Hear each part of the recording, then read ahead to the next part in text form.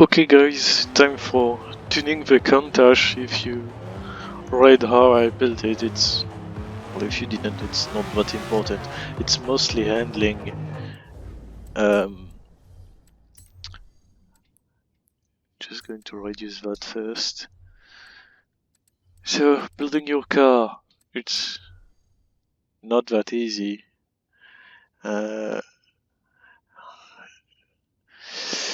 So, you got a bunch of options, of course. Some are a bit less obvious, like tire pressure, but some it's going to be depending on how the car handles once you done a few things. Usually what I do is I don't touch the tires, I just go straight for gearing. Let's try let's try adjusting it for using all all of the gears. Fine tuning the length of the gear is going to depend on your power band. If you need more or less, we'll see that later. The car may not need to use all 6 gears depending on the power and the weight. So we will see. We just leave that here for now. Alignment. So front caster angle. I don't recommend you touch it. It can make the car unstable or not, depending. So usually what I do is I reduce a bit the camber because it's usually a bit too much for what I do with a car. I recommend putting 0 and -0 for toe. It helps turning in a bit without making the car weird in straights. Camber is the angle of your tires on the ground, whether they are tilted to the side or not. What you want to do ideally is to have the outside tire flat in a corner. We'll see that later with telemetry, and we may adjust this. For instance, the Countach has heavier weight on the back. So save that. It is 46% weight distribution, so it's going to influence a few things, but you want to know where most of your weight is. In that case, it's on the back. So I think these two values are going to be reversed, but we'll see that later. Usually I go with stiffer roll bars because I like it.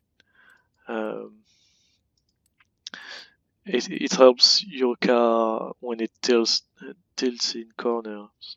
So on older cars and American muscle cars, you want really stiff things because these are boats, just roll. That is not really necessary to change a lot. If there's a big difference between them, you can lower it. Ride height, you don't put it at the minimum, otherwise you're going to die on anything that isn't flat tarmac. Rebound stiffness, I usually lower it a little. Again, reduce the difference between the two. I recommend just put front at the max and like 80% on the rear. If the car is too slow in a straight line, you can lower the rear. If your car is rear engine, I don't recommend lowering the rear too much, but usually the front you need it, otherwise you're going to get some heavy understeer. Let's put that at 200 for now. It depends on the car, the amount you get, but the higher the value, the less speed you get, but at the same time you get a lot better handling. Brakes, that's an interesting part. So braking force is really up to preference. I just keep it by default on all my cars, but some people prefer less, so you don't lock up. Some people prefer more. It's really up to you. Braking force, the balance. That is a really unusual setting. Here my car is mid-engine, but most of the weight is at the back. So what you want to do is put, yeah, I know it's not instinctive. Here I put more power to the brake on the rear. So the car locks up less. If your car has more than 50% weight distribution, I don't recommend touching that. Because here it's rear wheel drive anyway, so you want because it's rear wheel drive, you want more brakes at the back because your tires are wider. So 50% it's 50-50 whether or not you put more brakes at the back or not. But I will show you how to tune that later. Next is differential. Differential is the difference you allow in rotation speed between wheels on different sides. So here it's only the rear wheels. So 100% they have to go at the same speed or one of them locks up. You don't want that, of course, because it makes turning really hard. It can be interesting on dirt. What I usually do is I put them quite low. It depends on the car. Here the Countach is really wide, so both wheels can turn at really different speeds. It's mostly for low speed corners. I can show you with like 90% right handles at really low speeds. It's usually not something you want. It doesn't really affect straight line once you started, but what it does is at the end of a, here you see, I spin. It's good if you want to drift, but it's not usually what you want. Imagine a hairpin. It's really easy to, well, the Countach is really handling based, but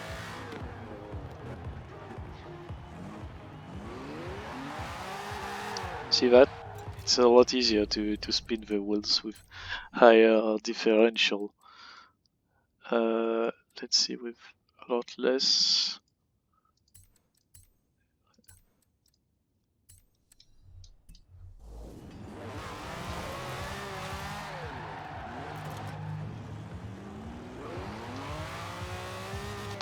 It spins less.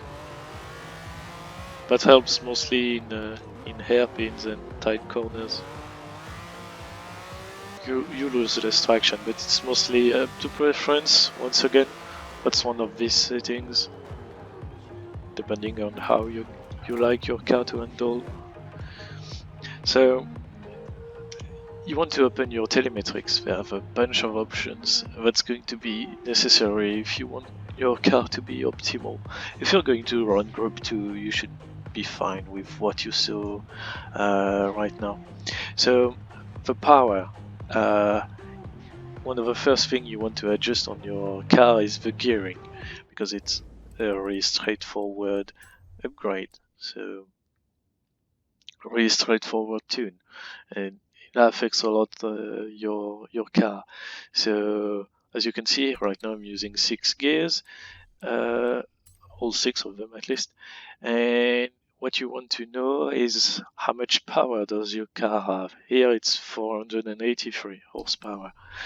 You want to check the power band. So you just go to the festival drag strip. It's fairly simple choice, and you go and you watch the power on the top left.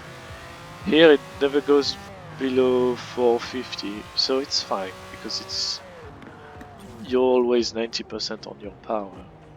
You don't really need to.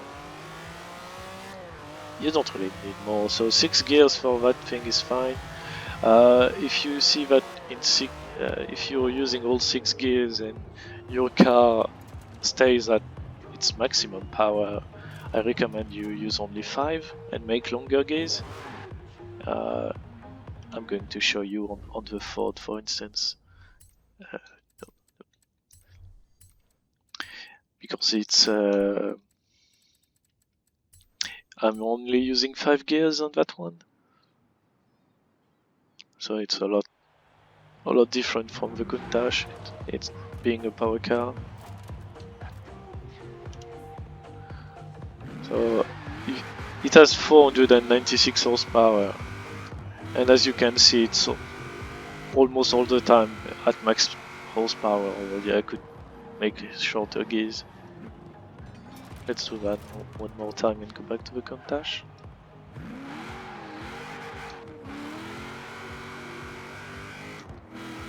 As you can see, until you get the higher RPMs, the power is almost always at the max, so that's nice. So the Countach is good on gearing. You don't need to change it that much more. If you have wheel spin trouble when on the start, it's a lot of bad. You know, if you do it wrong, you're just going to spin. The Countach is fine. It has massive tires and it's quite heavy, so you don't need to adjust it that much.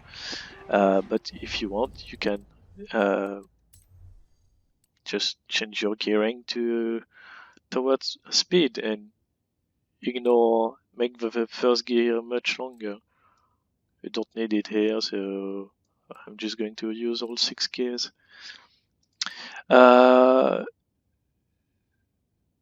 Next, we can check his tires because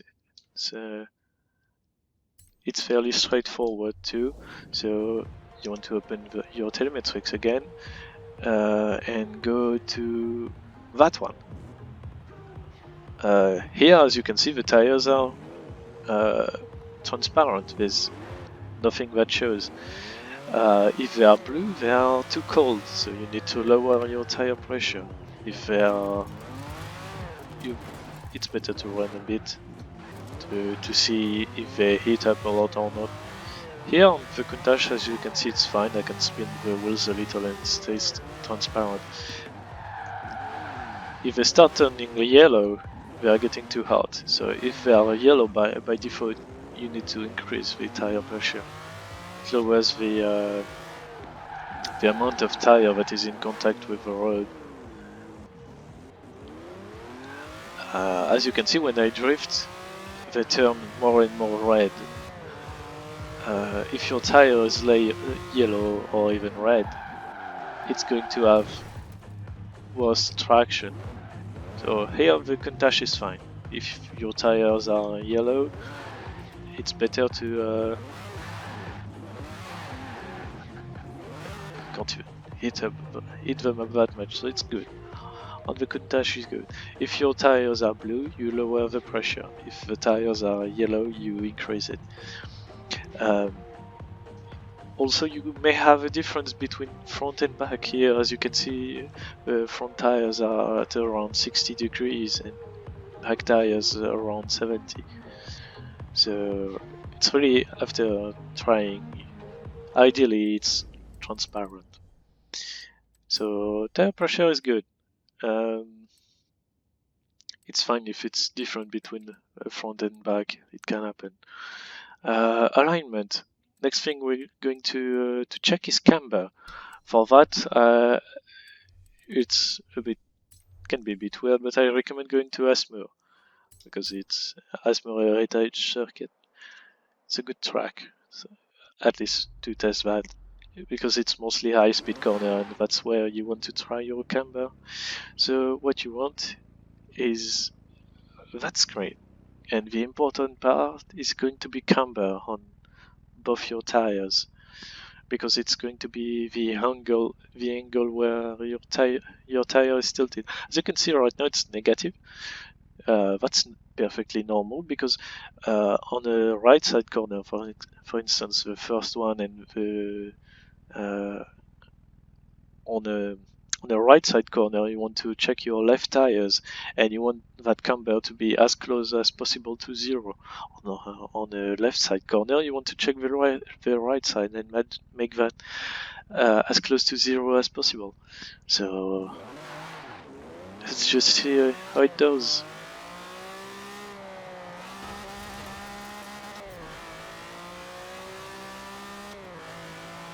Here on the right side, it's not the easiest value to tune because you need to run and check your values on the side at the same time. That corner is really good to check for camber.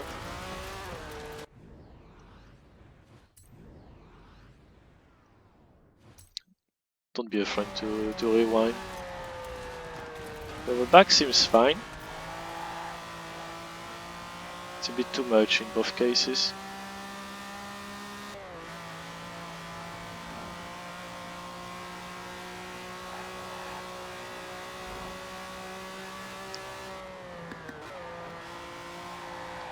Yeah, there's too much camber as you can see on both front and back. So let's change that. Alignment.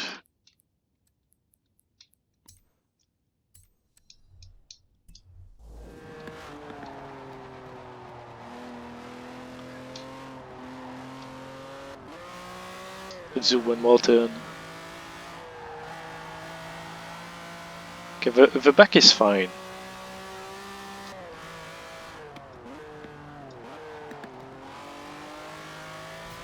It's the front that probably needs something more. As you can see, the back switches between minus and positive, so that's what you want in a corner.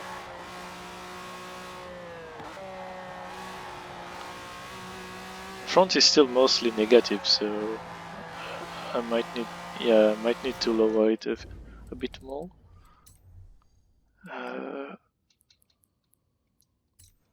This is really car dependent. You cannot put these values on every car. You can only see it by tuning them, by driving them like this with the telemetry open. Also, right now it's good because it's summer, but these values may change in autumn and winter and spring because the road is at a different temperature and it's getting dark. Going to be nice for the video. The camber seems alright now.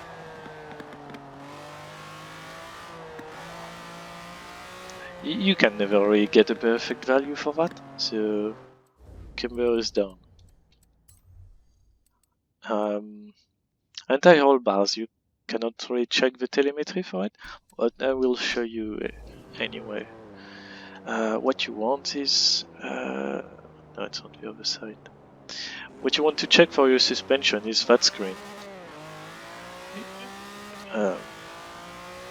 It's a bit complicated to tune,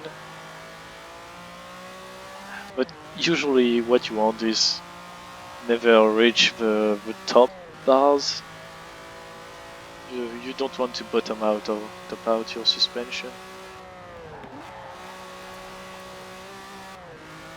So you can do, if you top out, you can do two things: either increase the height of your car, because as you can see, if I go on dirt, I'm going to bottom out and top out a lot. But here it's tarmac, it's a race car. You don't need to have a lot of ride height, but you still need some, because as you can see, I get close to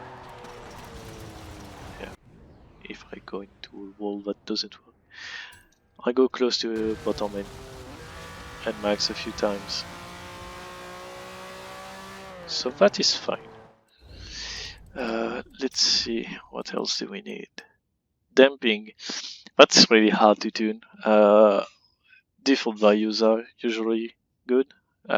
Just lower the difference between front and rear. Aero. It's complicated. As you can see, the car handles fine around us, Mo.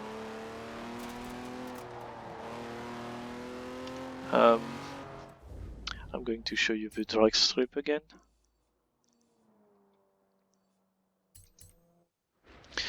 Because it can make a big difference in speed.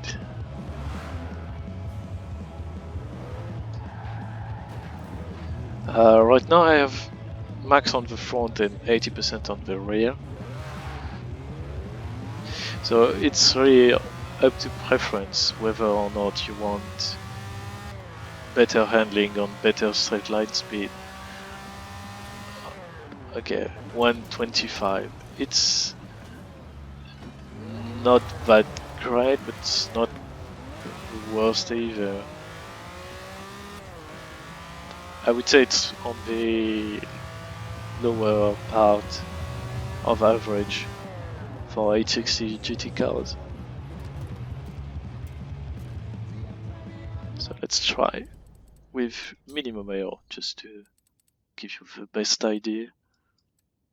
I'm going to get more wheel spin, well, not much, but mostly on corner exits at least.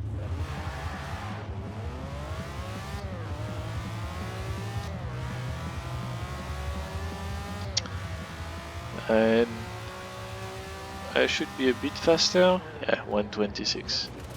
It's mostly relevant at higher speed because increasing your aero will reduce your top speed. Here it's 188.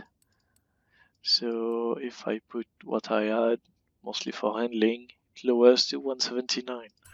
So it also reduces your acceleration.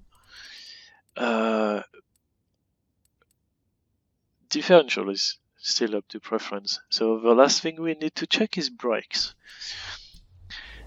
And you need the drag strip again for that. So open your telemetrics and you want this for brakes. This is the whether or not your tires have enough grip, are gripping or not. If they are red, you don't grip. It's above 100%, you don't have full grip, and at some point they just spin. So what you want is you just want to roll,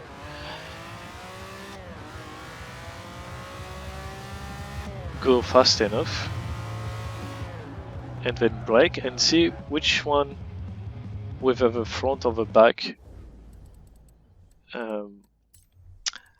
spins first, lock up first. So let's put a classic like 46%, just to show you what's going on, how I would do it. Here I had a really good assumption with the braking. So yeah, as you can see, the front locks up first. It's not the easiest to see, but if you do that a bunch of time, you will see. Let's put most of it at the front.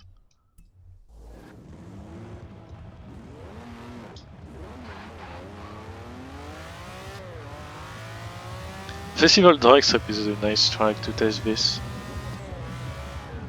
As you can see here, I have most of the braking power to the front.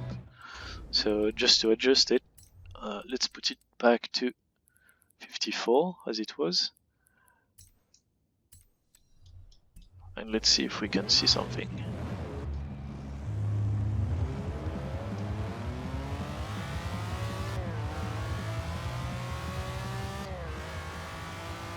And brake. It seems like it's fairly well balanced. Let's try with maybe 55.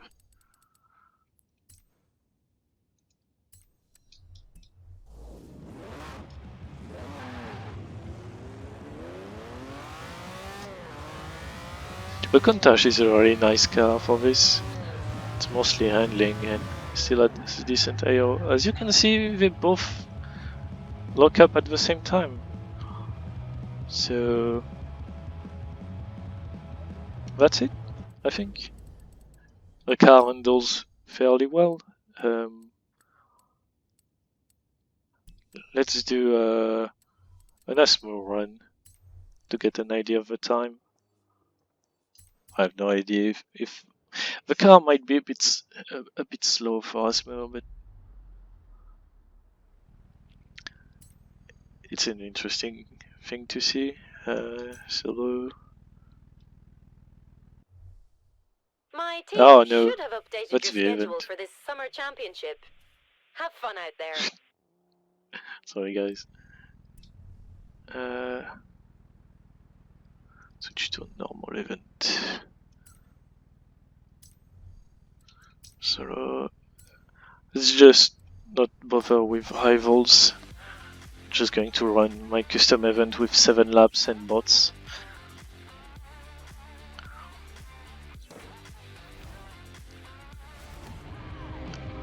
If you're just here for the tuning, you don't need to watch this. I'm just going to run a few laps.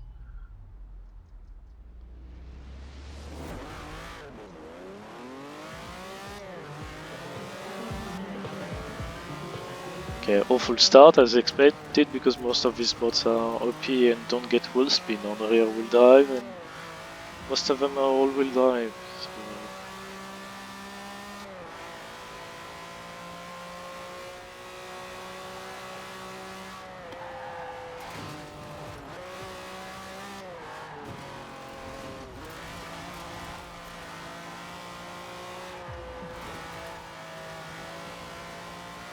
as you can see, that car has a lot of grip, but it's definitely not the quickest in a straight line. It might not be the best choice, but it will work on some tracks.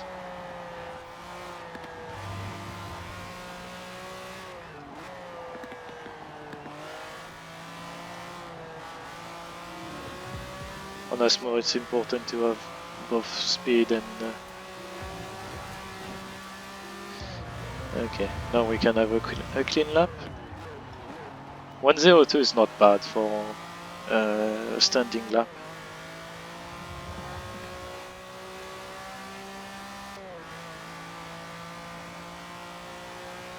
Of course, I'm not the best driver, but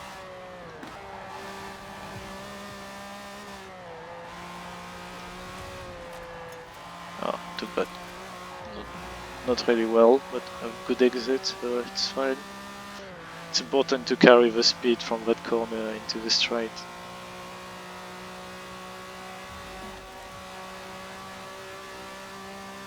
As you can see, we are not even using the 6 gears on the straight, so it's fine. Okay, I'm discovering a bit the car, so I won't have the best run.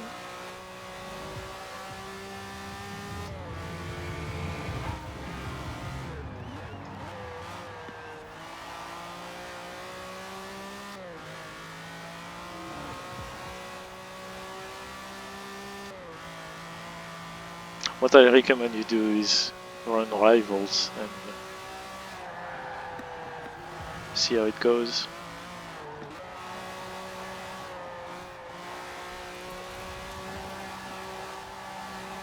Okay, I had a better one this time. So far 1:01. It's not the best lap, that's for sure. Can do much better than that. Might be interesting to reduce the aero on that car. At least the rear.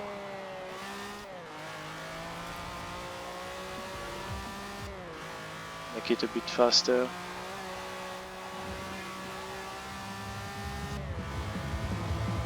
And a 59.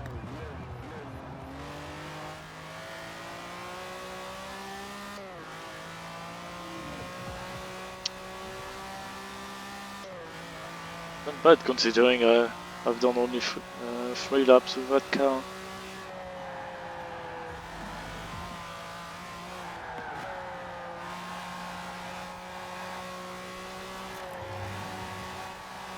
Another good run here.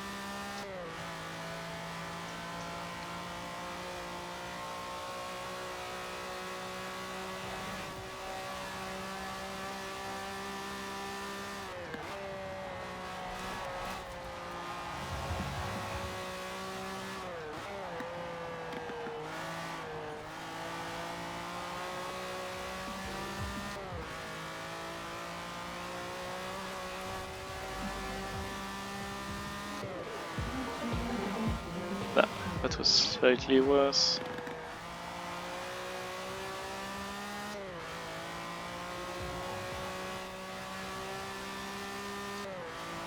Asmo is can be really difficult, at least compared to some of the tracks.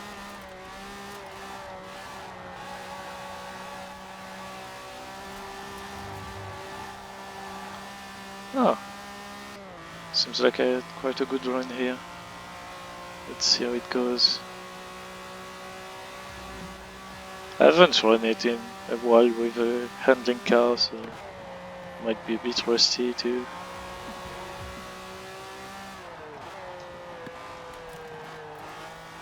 And the Countach is definitely not the best car, but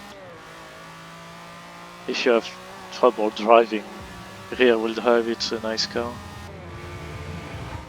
Okay, low 59. I'm happy with that.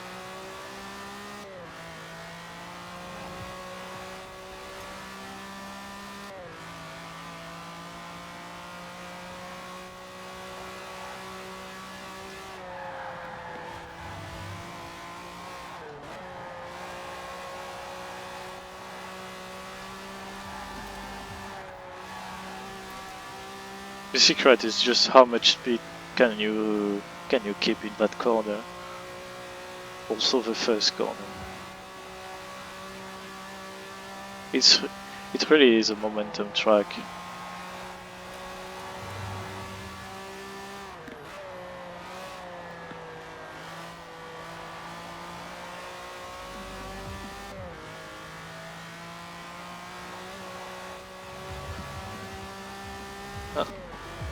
We are not a bad run, but not best lap worthy.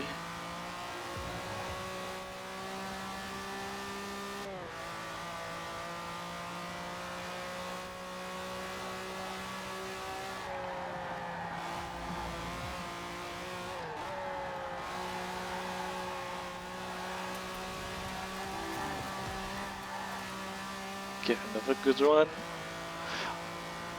That's the only way you do that track. You need to run it.